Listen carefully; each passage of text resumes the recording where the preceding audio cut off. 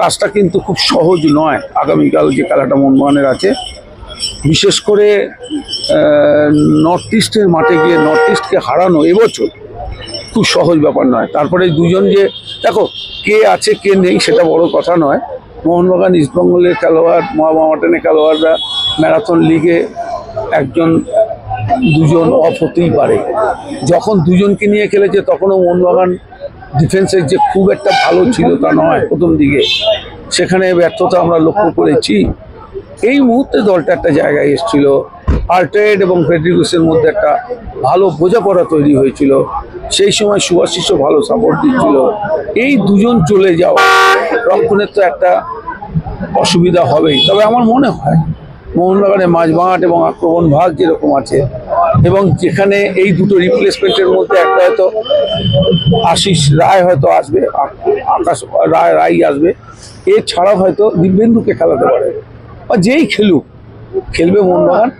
দলটাকে জিততে হবে, তবে কাজ কিন্তু সহজ নয়। আমি আবার বলছি, নর্থ ইস্টের মাঠে গিয়ে নর্থ ইস্টকে হারিয়ে 3 পয়েন্ট তুলে আনা, যদি তুলতে পারে মোহনবাগান, তাহলে কিন্তু এই মোহনবাগানকেও কিন্তু রোখা খুব মুশকিল হবে।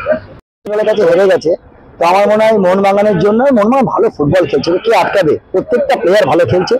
একমাত্র মোহনবাগান, দেখো এটা তো মানতে হবে যে বেঙ্গলের মধ্যে একমাত্র মোহনবাগানই কিন্তু একমাত্র তারা কন্টিনিউ পারফরমেন্স ভালো করে যাচ্ছে, এটা তো অস্বীকার করার কিছু নেই। এবং প্লেয়ার এত ভালো ভালো প্লেয়ার আছে টিমের মধ্যে, আমার মনে হয় কোচ পাগল হয়ে যাবে কাকে ছেড়ে কাকে খেলাবে। অবশ্যই এটা নেক্সট ওয়ার্ক তো একটা মানে নেক্সট ওয়ার্ক একটা অন্য লেভেলের প্লেয়ার, কেন ও খেললে কিন্তু টিমটাকে খেলায়, আর ওর থাকাটা খুব ইম্পর্টেন্ট টিমের জন্য। না, যেটা ভেবেছিল মোহনবাগান থেকে উপমোস চলে গেছিল, উপমোসের সাথে বলে গেস্ট অনেক ভালো ভালো প্লেয়ার, পুরো টিম মেকার। ও না থাকলে মোহনবাগান ক্লাব যদি মানে কানা হয়, আমি বলছি আমার মোহনবাগানের টিম মানে আমি কনফিডেন্স নর্থ ইস্টকে কোনো ব্যাপার না, যখন তখন মোহনবাগান হারাবে, একদম শিওর। একদম মোহনবাগান যে ছন্দে আছে, রিজার্ভ বেঞ্চ দেখো, রিজার্ভ বেঞ্চ একটা সেকেন্ড টিম হয়ে যাবে। তারা নেই, কে খেলছে না, মনবীর সিং অসাধারণ ফুটবল খেলছে, কতগুলো ফরেনার, কি তো বিউটিফুল। মোহনবাগান রদ্রিগেজের না থাকাটা কতটা ফ্যাক্টর? সুভাশিস না থাকা টিমের একটা ক্যাপ্টেন তো, আর তারপরে সিনিয়র প্লেয়ার গাইড করতো, কিন্তু কিছু করার নেই, যারা আছে তাদেরকে। আচ্ছা ঠিক আছে, খেলতে পারবো না, না আশিক যদি লেফট ব্যাক খেলে আমার মনে হয় ভালো হবে। ওর ডিফেন্সটা হয়তো একটু কমজোরি, কিন্তু অ্যাটাকিংটা তো ভালো।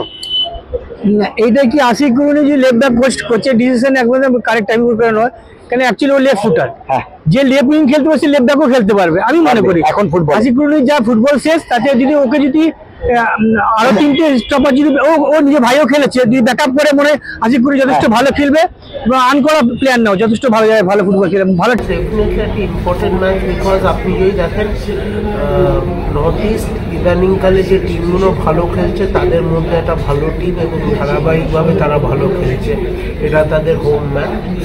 তবে মোহনবাগান যে টিম, আবার আমাদের কালকে দুটো মেইন প্লেয়ারও নেই, সো সেটা একটা ডিসঅ্যাডভান্টেজ। কিন্তু আবার মোহনবাগান যে ধারের টিম এবং যেভাবে খেলছে, আমার মনে হয় না সেটা নিয়ে কোনো প্রবলেম হবে।